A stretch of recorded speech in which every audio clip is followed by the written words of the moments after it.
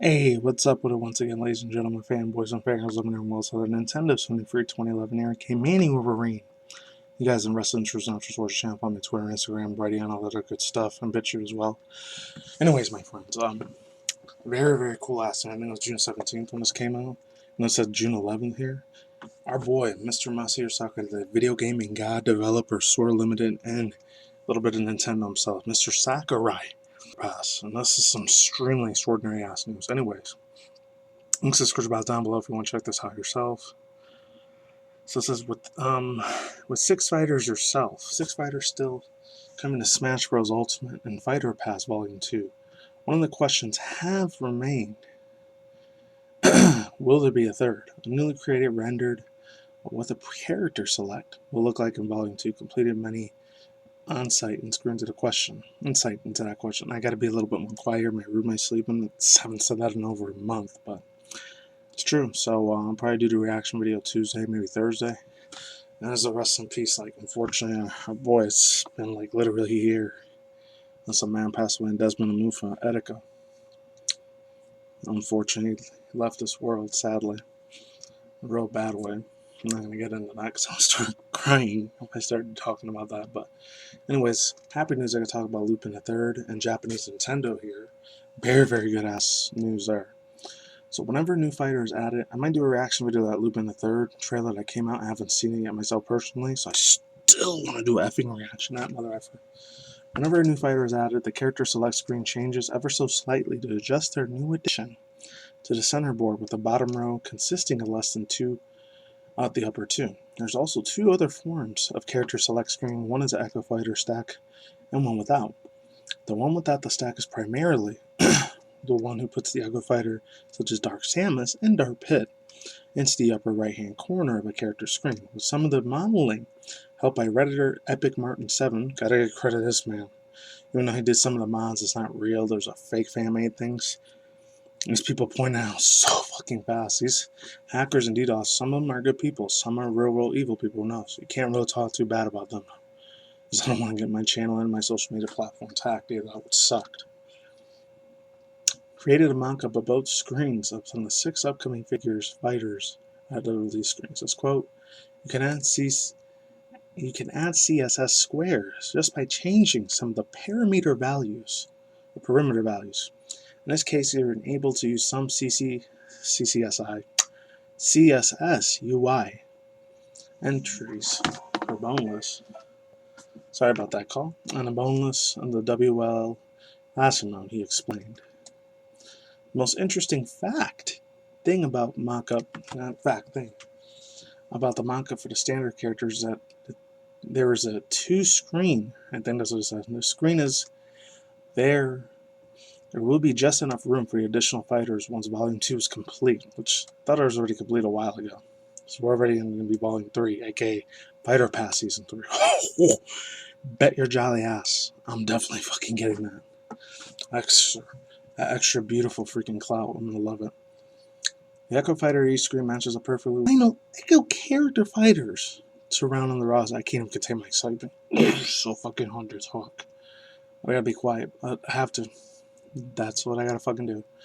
This will allow for both screens to be perfectly balanced. All such things should be.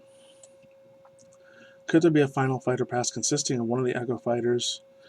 Only time will tell. Until then, here's a list for 5 Echo Fighters you want to see in Smash Ultimate. That's all that we know for the next DLC fighter. There will be ARMS franchise characters and later in June. The remaining Volume 2 fighters are scheduled to be outplaced December 31st, 2021. That's going to be a very long time from now, literally the end of next year. Overall thoughts, views, and opinions, still got a year and a half before we wait. Let's check out Japanese Nintendo really quick, because they got some really good ass charts here. June 19th of this year. So, Japanese software charts, some of this is Google Translate, so you got to bear with me. Animal Crossing New Horizons is #1 best-selling Japanese thing, selling 77,000. It's probably higher. It's probably 85,000. I'm just guessing. 80 to 79, 80,000 in my opinion. So Animal Crossing, Clubhouse Games, Ring Fit Adventure, Mario Kart 8, Deluxe, Splatoon 2, Xenoblade Chronicles Definitive Edition, Minecraft, Pokemon Sword and Shield. It's probably at number 4 or 5 now because the Isle of Armor DLC came out, so it might be number 4 or 5 now. So I disagree with this. Smash Bros. Ultimate Switch, Super Mario Party Switch. Those delayed numbers again due to that word, that old school alcohol drink, thanks to Famitsu and the period between June 8th and 14th. Nintendo Switch hardware is 55,186 from the original models at 16,502. And the LL 920 for the new TDS LLs. Should be XLs. See? A lot of English translation errors. New entries are bolded. Ring Fit Adventure is now over 1 million copies retail on the prime. That part's probably 1.2 million. I don't know. It could be 2 million now. The original Wonderful 101 games for the Wii sold just 663,000 copies of rental open this week, and Switch faring worse. Next week, Nintendo Switch's release include Burnout Paradise Remastered, Gunko, Whoa, I'm getting that remaster. I never got to play the Paradise for the PS3, which I really wish I did in Xbox 360. So I'm going to have to purchase it. Mudrunner, American Wilds Napcone Collection, Variable Barricades NS, and Zuma Zuma Burn It Up.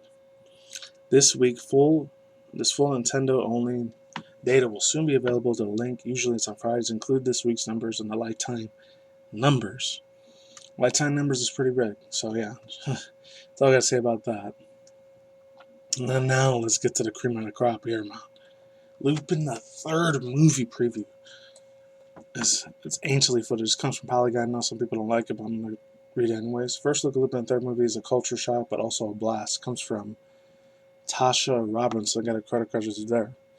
One of the many events radically altered by blank blank blank. International Animated Film Festival also shows the animated movies, TV, and works in progress for around the world this year.